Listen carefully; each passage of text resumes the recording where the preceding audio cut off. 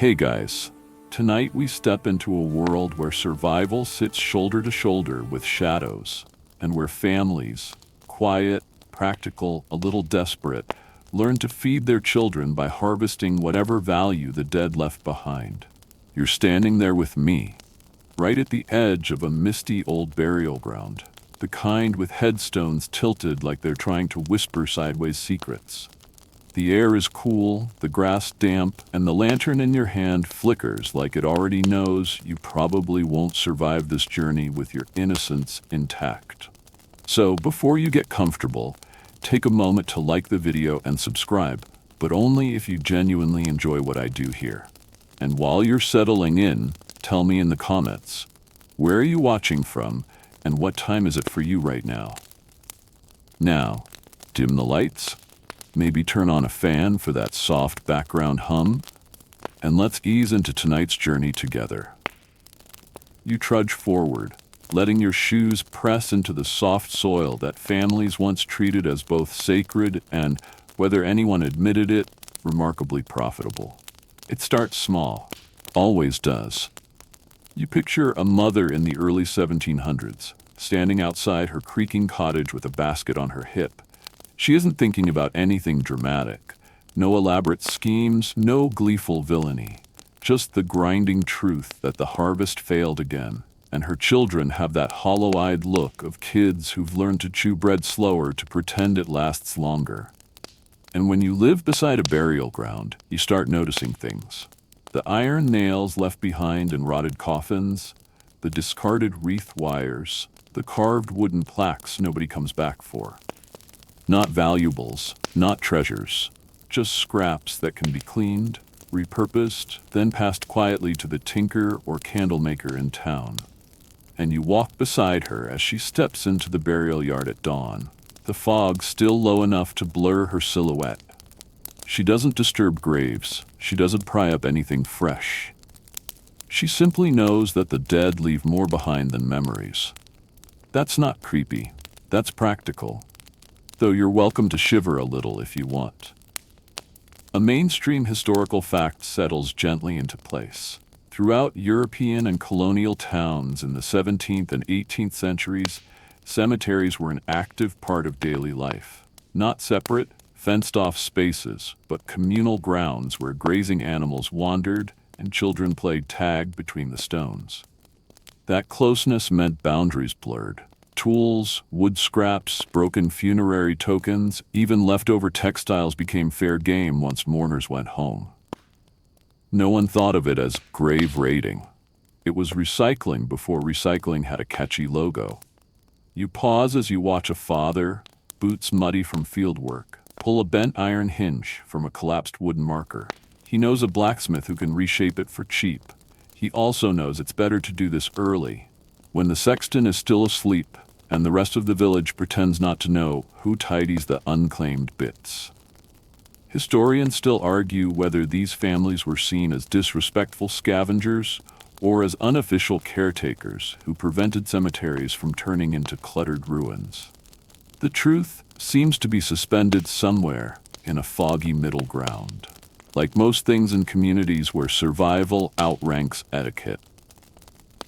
You continue walking, your fingers brushing an old stone carved with a lopsided angel, whose wings look like they were drawn by someone who only heard angels described, never seen. A fringe tidbit hits you.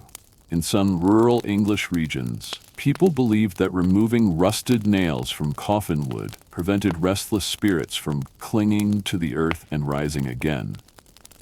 Whether our hypothetical family bought into that superstition or simply liked free iron is anyone's guess, but it makes you glance nervously over your shoulder anyway.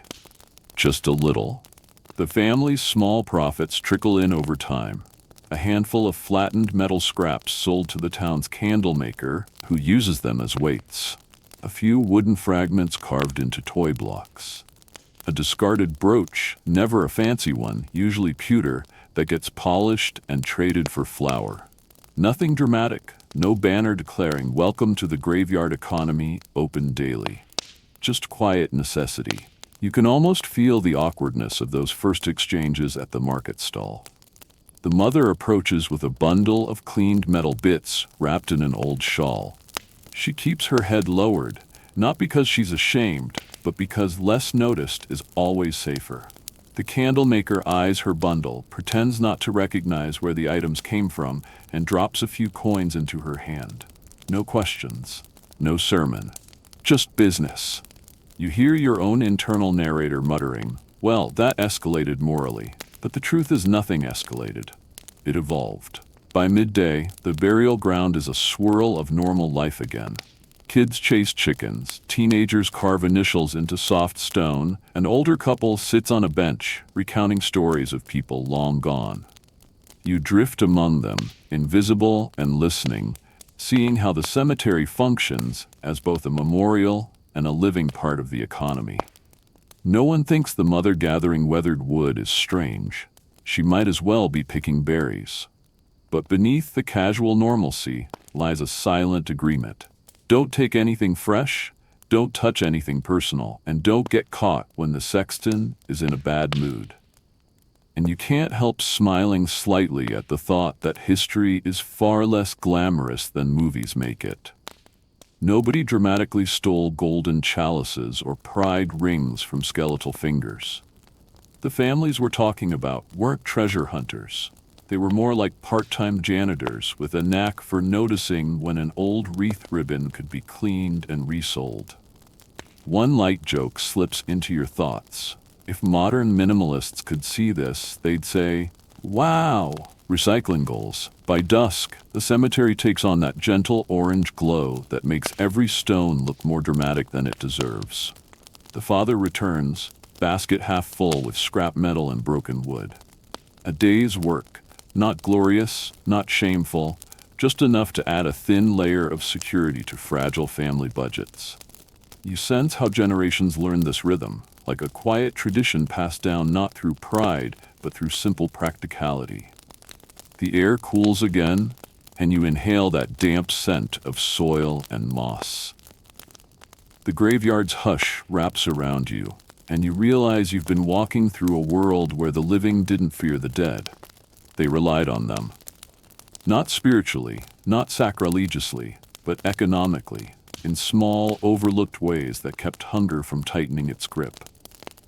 And as you stand at the gate, watching the mother lock her door against the night chill, you feel the foundation settling. The dawn of graveyard commerce wasn't about greed or ghoulishness. It was the quiet art of noticing what others leave behind and turning it into tomorrow's meal. You slip back into that same fog-kissed graveyard, only now your attention drifts toward the smallest figures moving through the grass.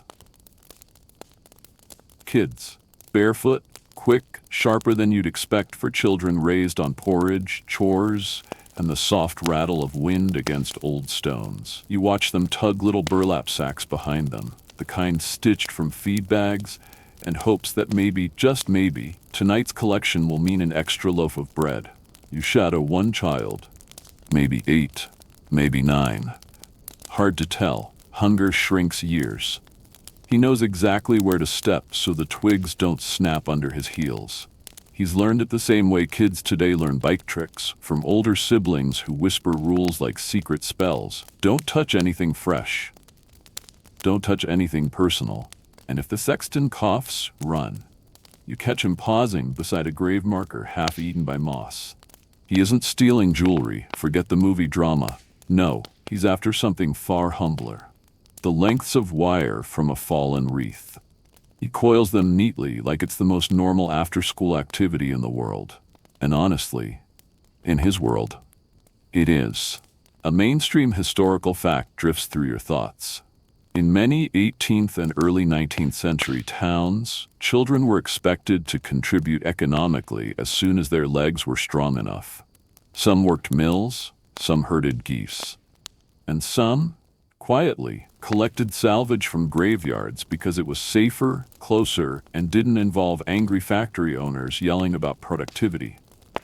The parents didn't frame it as grave work. They framed it as tidying community property. Cute euphemism, right? You shift to another kid, a girl maybe 12, crouching near an abandoned wooden marker. She's got a little tin cup of water and a rag, scrubbing away the dirt from a carved wooden emblem someone left 2 winters ago. She rubs it until the design, two clasped hands, pops out again. Later, someone in town will buy it to hang on their barn door. A bargain charm, freshened by small, clever hands. A quirky tidbit slips into your mind like a whispered rumor.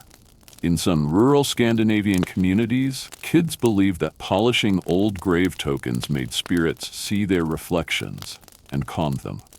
Whether true or just adorable kid lore, it makes her little cleaning ritual feel less like labor and more like a lullaby offered to the earth itself. You walk with them as they meet behind a row of willow trees, an unofficial kids-only assembly zone. They trade items like a tiny underground guild. One boy's got rusted coffin nails, another's got faded ribbon, another proudly holds up a bent hinge from a collapsed burial board. They compare, they sigh, they brag lightly. Kids everywhere are the same. Even in a graveyard economy, someone always has the coolest find. Historians still argue whether these children were victims of harsh poverty or resourceful contributors to family stability. The debate gets tangled because the truth is tangled. Kids who scavenged graveyards often did so willingly, but also because the alternative was hunger pressing its fingers into their ribs. You watch as they scatter when a crow screeches overhead. Funny how a bird can outrank human fear. One kid mutters that crows warn the dead about visitors. Another says crows just complain for fun. Honestly, both seem plausible. As daylight fades, the children slip along the low stone wall toward home. They drop their findings onto their family tables, bits of metal, scraps of fabric, small wooden tokens. Their parents sort through the pile with that resigned gratitude familiar to anyone who's ever tried to stretch too little money across too many needs. And you can almost feel the weight on the parents' shoulders. Not shame, not pride, just survival. The kind where you don't get to choose the cleanest path, only the one that keeps everyone fed. There's something strangely tender in watching these kids work. Careful, clever, synchronized with their environment. Not robbing graves, not disturbing the dead, just weaving themselves into a quiet shadow economy built on cast-offs and forgotten things. And as you stand there watching the smallest pair of feet disappear into the dusk, you realize something. The children weren't just part of this hidden trade. They were its heartbeat, its nimble hands, its future apprentices in a craft no one ever talked about out loud. You step back into the story right as the sky deepens into that deep inky blue, the perfect shade that makes lantern flames look brighter than they deserve to be. This is when the graveyard families move from the gathering stage to the selling stage, and you drift with them toward the outer edge of town, where shadows thicken and the air smells faintly of smoke, damp earth, and a little mischief. You walk under a crooked wooden archway that someone once optimistically called a market lane, though tonight it's less a market and more a hush-hush patchwork of stools, crates, and folded cloths on the ground. Lanterns hang from branches like tiny glowing moons, and this dim, flickering space is where graveyard goods change hands, quietly, efficiently, with a kind of politeness that only appears when everyone knows they're bending rules just enough to make a living. You pause beside a stall run by a wiry man whose apron looks like it has seen every kind of honest and dishonest work. Without asking questions, he accepts a child's offering. 2 polished wooden tokens, a handful of coffin nails straightened by a hammer, and a strip of faded mourning ribbon. He weighs them with his eyes, shrugs in approval, and swaps them for a few coins and a lump of wax.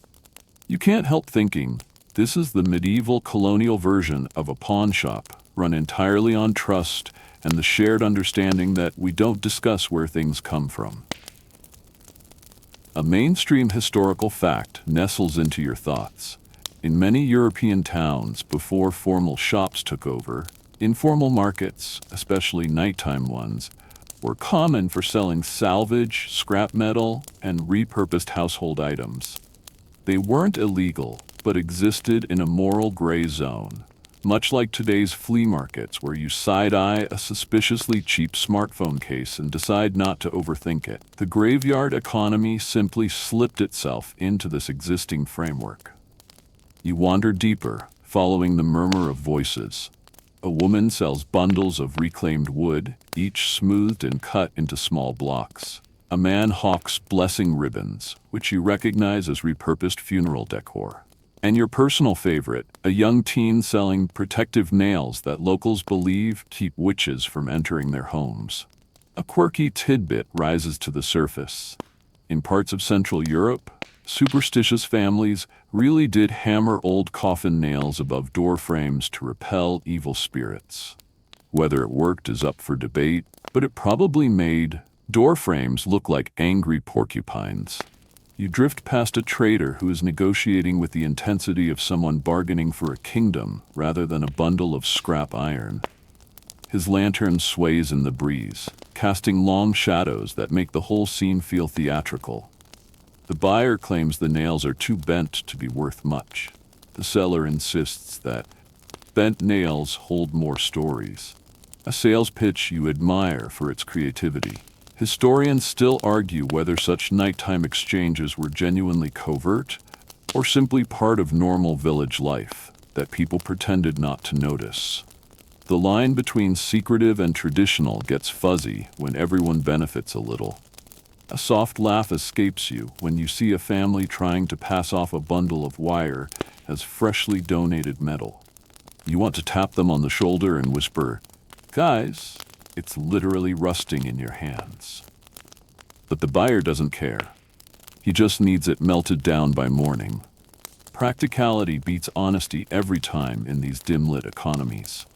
You watch a child, maybe the same one from earlier, slip a cleaned wooden emblem onto a cloth-covered table. The vendor praises the polish, flicks him a coin, and adds it to a row of decorative charms destined for townhomes. Seeing that tiny, proud smile makes your chest warm in a way you didn't expect.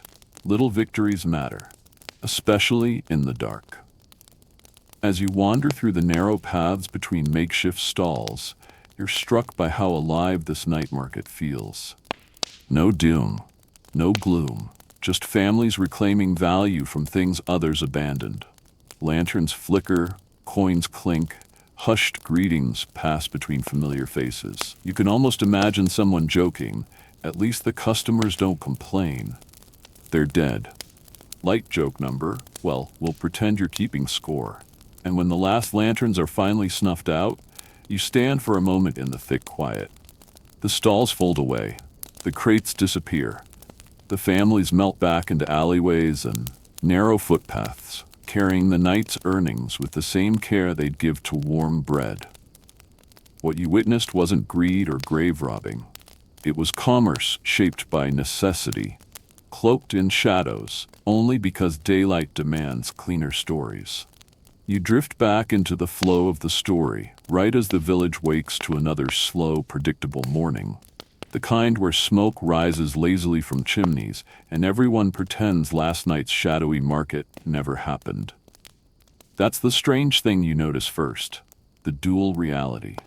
By day, this is a quiet community where people nod politely at one another. By night, it's a place held together by silent agreements and unspoken trades. You stroll past the chapel, its bells tolling with that self-important clang, and you catch the priest giving a pointed glance toward the graveyard. He knows. Everyone knows. But knowing isn't the same as acting, especially when half the children in town show up at Sunday service with shoes funded by a handful of coffin nails. The moral fog settles thick over everything. Soft, comforting, ethically questionable, but undeniably practical. A woman carrying a basket of laundry crosses your path and offers you that cautious smile people give when they're not sure if you're a participant or an observer. And you feel yourself being absorbed into the rhythm of a community that survives not by confrontation, but by cooperation. Here, morality bends just enough to keep bellies full. You can relate. Nothing pushes people to creative decision-making quite like an empty pantry. A mainstream historical fact floats up. In many 18th century rural villages, community survival often relied on informal mutual agreements, especially during shortages. Whether it was sharing grazing land, quietly bending rules about forest wood collection, or turning a blind eye to salvaging from public spaces, people learned that strict morality didn't fill soup bowls. In that sense, the graveyard economy wasn't unique. It was just the version this particular village needed. As you walk, you hear low voices behind the butcher shop, the unofficial meeting spot for village adults who want to discuss problems without actually solving them. One man grumbles that the night market is becoming too obvious.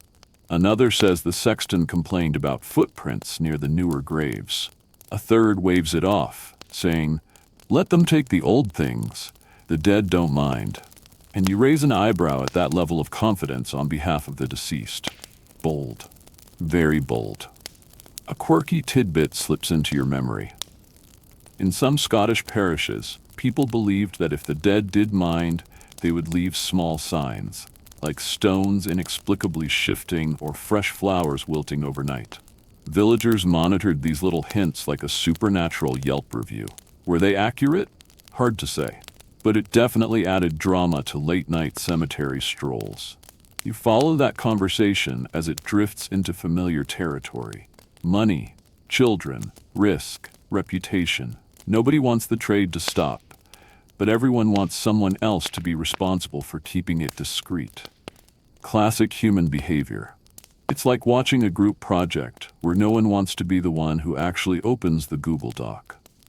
Historians still argue whether communities like this practiced genuine complicity or reluctant tolerance. Some records suggest neighbors willingly supported grave salvaging families because the extra income stabilized the whole village. Others claim people merely frowned, sighed, and hoped it wouldn't cause trouble. The truth? Probably a messy in-between, like the moral equivalent of shrugging while handing someone a slightly expired carton of milk. You continue toward the graveyard gate and stumble upon a small unofficial ritual. Families leaving tiny offerings, flowers, scraps of bread, pieces of cloth, on a bench near the entrance. Not for the dead, but for each other. A quiet acknowledgement that everyone's survival is intertwined. The butcher's wife leaves a sprig of rosemary. The candlemaker leaves a wax stub. A farmer leaves a bit of salted pork. No notes, no explanations. Just an understanding we're all doing what we have to. And it's this soft alliance, this almost holy hush of community consent that keeps the graveyard trade alive. Everyone benefits a little, so everyone looks away a little. Even the sexton, who occasionally pockets a coin or two to forget a footprint. You don't judge.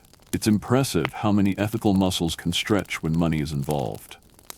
As daylight fades, you see how the village shifts again. Doors close, curtains fall, and once more the silence of acceptance wraps around everything like a warm, slightly uncomfortable blanket. You exhale into that softness. In a place where survival depends on silence, even breathing feels like participation.